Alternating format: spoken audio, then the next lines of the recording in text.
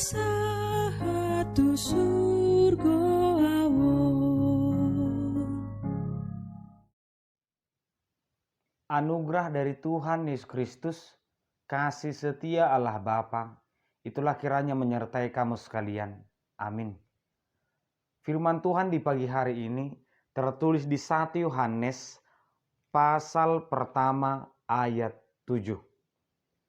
Tetapi jika kita hidup di dalam terang sama seperti Dia ada di dalam terang, maka kita beroleh persekutuan seorang dengan yang lain. Dan darah Yesus anaknya itu menyucikan kita daripada segala dosa. Demikian pembacaan firman Tuhan.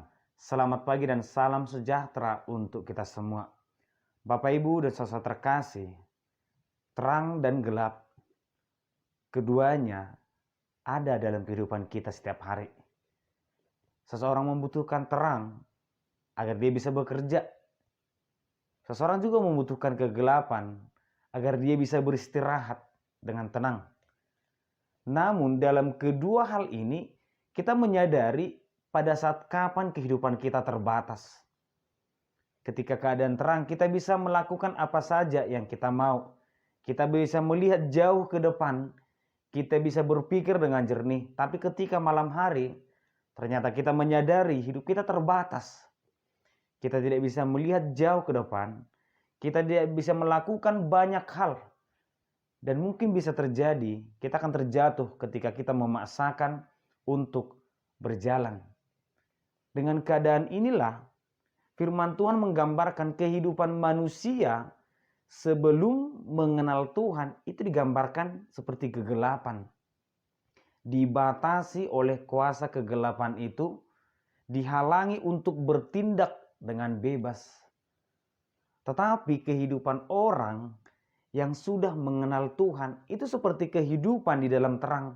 Kita bisa melihat jauh ke depan, berpengharapan yang tinggi, melakukan banyak hal. Sebenarnya kegelapan itu tidak ada. Yang ada hanyalah bagian atau tempat tertentu yang tidak mendapat penerangan atau dampak dari cahaya. Ketika sebuah ruangan dikatakan gelap, itu karena memang cahaya tidak ada di dalam. Ketika cahaya dimasukkan dengan adanya bola lampu atau lilin, saat itu juga kegelapan akan menyingkir, akan hilang. Tetapi kegelapan tidak akan pernah menyingkirkan terang. Terang akan selalu menang terhadap kegelapan. Demikianlah bahwa ketika dikatakan Allah adalah terang, Yesus adalah terang hidup, ini mau mengatakan Allah atau Yesus dan Roh Kudus inilah sumber kebenaran terbaik, sumber kebenaran satu-satunya. Dari Tuhanlah kita belajar akan kebaikan tertinggi. Dari Yesuslah kita belajar tentang akan kasih yang sempurna. Dan kasih inilah yang akan perlahan menyingkirkan sifat-sifat yang tidak baik atau kegelapan itu. Ketika seseorang mengenal Tuhan, maka sifat-sifat duniawi yang ada dalam dirinya itu akan hilang, akan terbuang. Karena firman Tuhan memang mengajarkan kita untuk mengenal kebaikan, untuk hidup dengan benar, untuk hidup dengan berbelas kasihan kepada orang lain. Oleh karena itu, orang yang sudah percaya kepada Tuhan, pastilah hidupnya sudah diterangi oleh firman Tuhan, dan pastilah hidupnya sudah benar. Bapak, Ibu, saudara terkasih, Allah adalah terang tertinggi. Tidak ada lagi Allah yang lebih tinggi daripada Allah yang kita imani. Tidak ada lagi juru selamat yang lebih tinggi daripada Yesus. Jadi jika Yesus atau Allah adalah terang tertinggi, kebaikan tertinggi, maka kehidupan orang Kristen pun harus menunjukkan kebaikan tertinggi.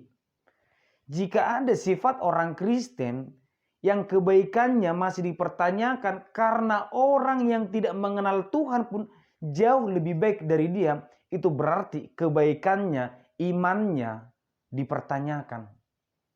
Dengan demikian, semua orang yang sudah percaya kepada Tuhan, yang sudah mengenal Tuhan, maka hidupnya akan menjadi sumber kebaikan tertinggi bagi orang lain. Dan inilah yang menjadi atribut ataupun simbol dari orang Kristen. Jika kita melihat dalam sebuah persekutuan atau instansi atau kelompok, ada saja yang disebut dengan tanda pengenal, atribut atau simbol yang menandakan bahwa itu satu kelompok dengan kita. Mungkin pakaian atau seragam, cara berbicara atau simbol tertentu yang memudahkan mereka mengenal bahwa itu adalah satu kelompok. Dan kita sebagai orang Kristen memiliki tanda pengenal satu-satunya, tanda pengenal tertinggi, yaitu kehidupan kita. Cara berbicara, cara berperilaku, cara bertutur kata, itu adalah tanda pengenal kita. Seseorang dikatakan Kristen karena memang perilakunya, tutur katanya, kehidupannya, betul-betul kehidupan yang diterangi oleh firman Tuhan.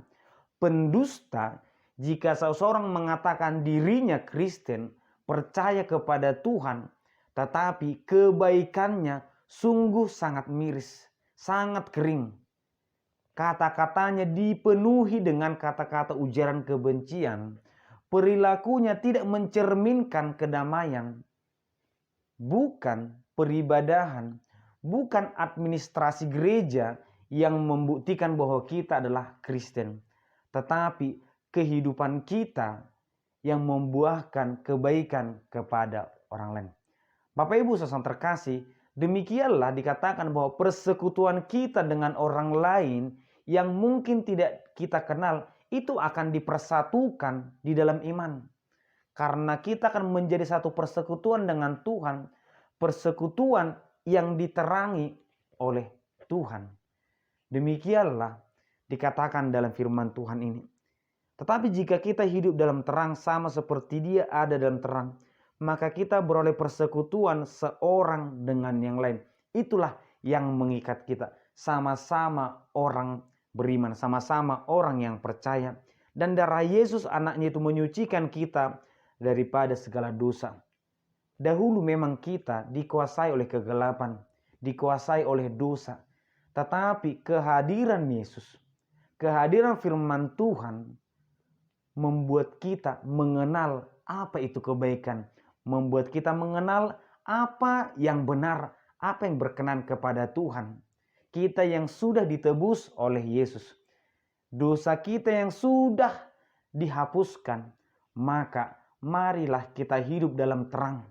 Kita biarkan firman Tuhan yang memperbaharui hidup kita. Memperbaharui hati dan pikiran kita. Mari kita biarkan damai dari Kristus yang berdiam dalam hati kita masing-masing. Amin, kita berdoa. Terima kasih Tuhan, di pagi hari ini kami mendengarkan firman-Mu. Terima kasih Tuhan untuk kesehatan dan kekuatan yang Engkau berikan kepada kami.